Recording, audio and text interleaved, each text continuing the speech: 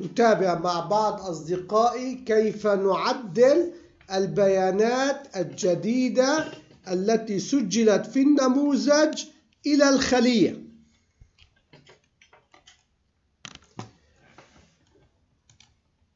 We follow up with some of my friends how to modify the data recorded in the form to the cell in Excel. يجب أن نهتم بفكرة أننا نضع زر معين يظهر بجوار الخلية مهمته حفظ البيانات التي سجلت في النموذج إلى الخلايا المتوافقة في الإكسل، وهذا الزر يظهر عندما ننقل مزدوجة فوق الأداة التي نريد أن نعدلها. We must pay attention to the idea that we put a specific button that appears next to the cell whose task is to save the data that was recorded in the form to the corresponding cells in Excel. And this button appears when we double-click the tool that we want to modify.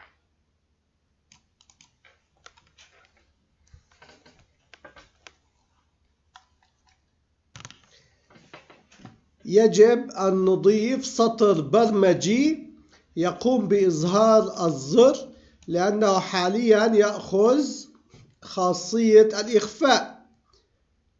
يظهر الزر عندما ينقل المستخدم مزدوجة فوق الأداة المطلوبة. We must add a line of code that shows the button, because it currently takes the hide property. The button appears when the user double-clicks on the tool.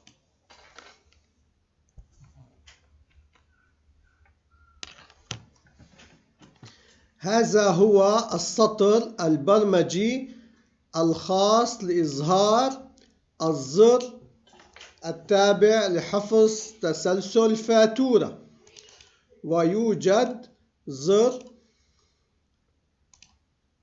خاص لإظهار التوقيت، ويوجد سطر برمجي خاص لإظهار التاريخ. This is the special line of code to show the button for saving the invoice sequence, so there is a special line of code to show the button for timing, and there is a special button for the date.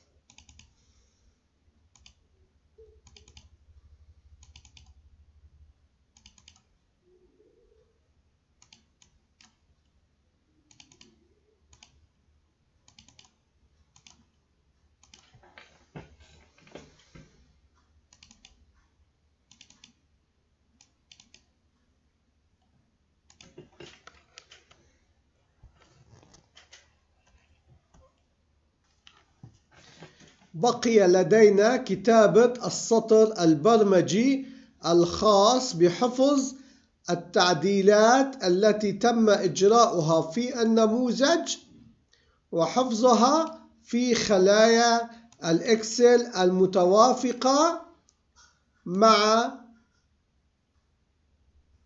النموذج. We still have to write the code line for saving the modifications that were made in the model and saving them in the corresponding Excel cells.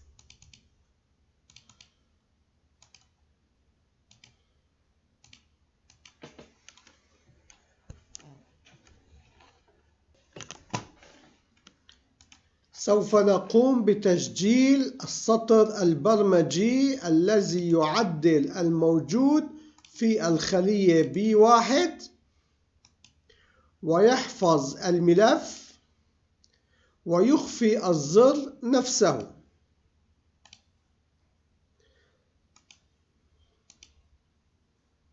We will record the code line that modifies the existing cell B1 and saves the Excel file and hides the button itself.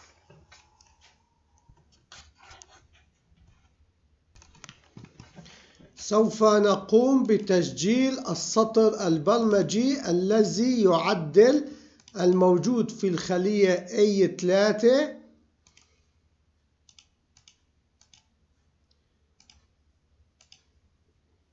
ويحفظ ملف الإكسل ويخفي الزر نفسه. We will record the code that modifies the existing cell A3 and saves the Excel file and hides the button itself.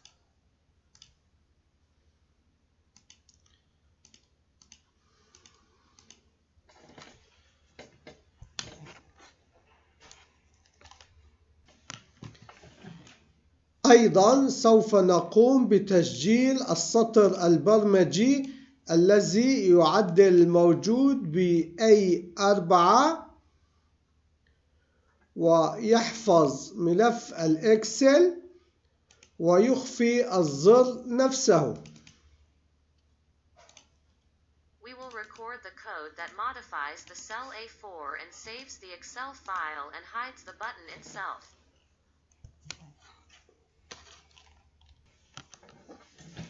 لنقوم بتجربة الأسطر البرمجية ونعدل المحتويات في الثلاث أدوات ونلاحظ التعديل في خلايا الإكسل. Let's try the code line and modify the contents in the three tools and notice that the modification was saved in the Excel cells.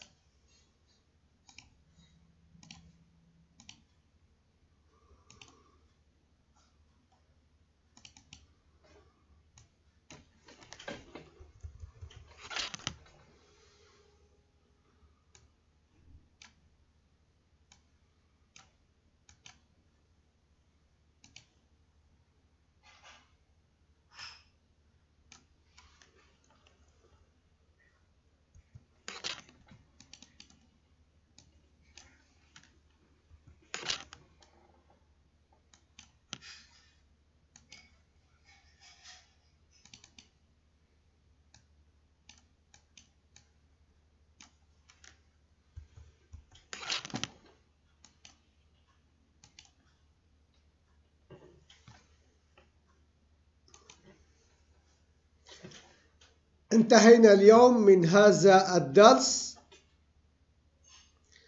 نلتقي غدا إن شاء الله.